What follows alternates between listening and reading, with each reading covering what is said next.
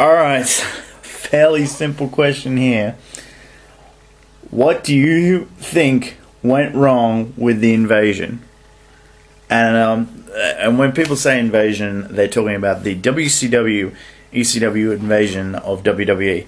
Now, I think they went wrong by the simple fact they didn't bring in Ric Flair from the get-go. And he didn't need to wrestle. I don't think he needed to wrestle a day after he came back. Except for maybe the big shows like Royal Rumble, WrestleMania. Probably didn't need to do King of the Ring. SummerSlam, he could have been part of a team at Survivor Series. So that one, yeah, those ones. And I think we could still have had a decent memory of him because he got really old really fast.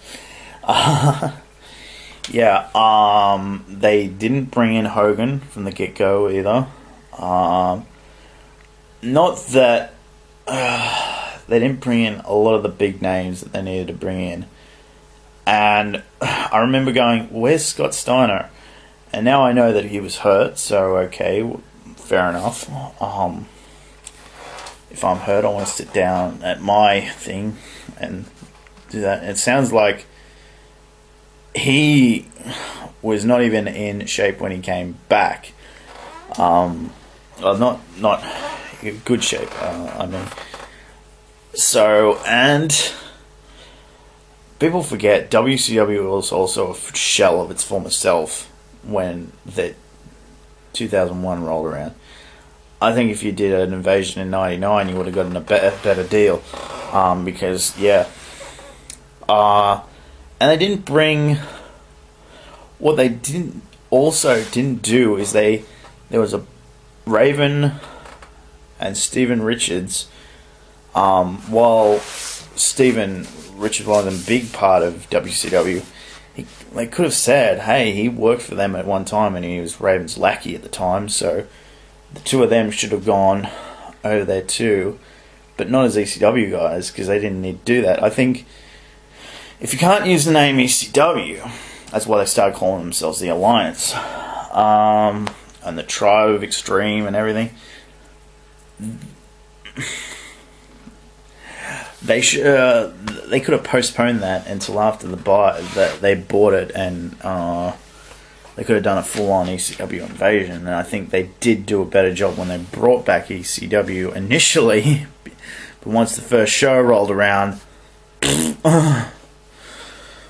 yeah, so they went wrong in a bunch of places. So go over and check out my solution for the invasion, because I think just about every fan can do a better job of booking the invasion better than anyone else had, than what they actually did. What they actually did is stupid, and I think they needed, like, there was talk about having them take over Raw. No, you do not have you have them take over SmackDown, because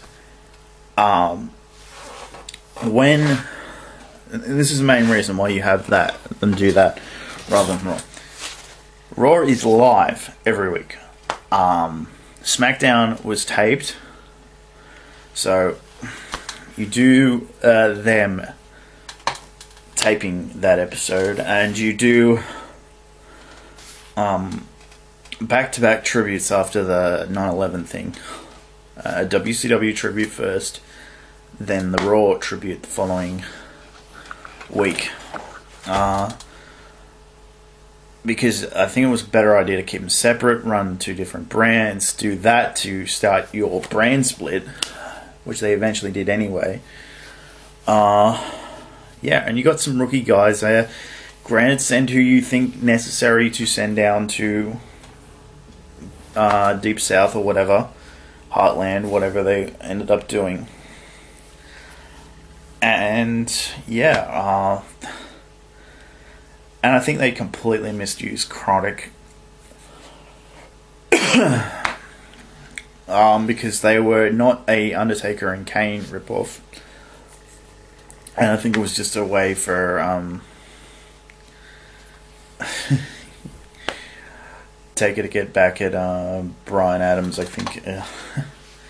Again, but yeah, alright, so yeah, I think you guys will enjoy the next one because it's on something that I've been meaning to talk about for quite a while, and I have talked about it with Alex a few times off camera. We're really excited. There's some news coming out about it, so yeah.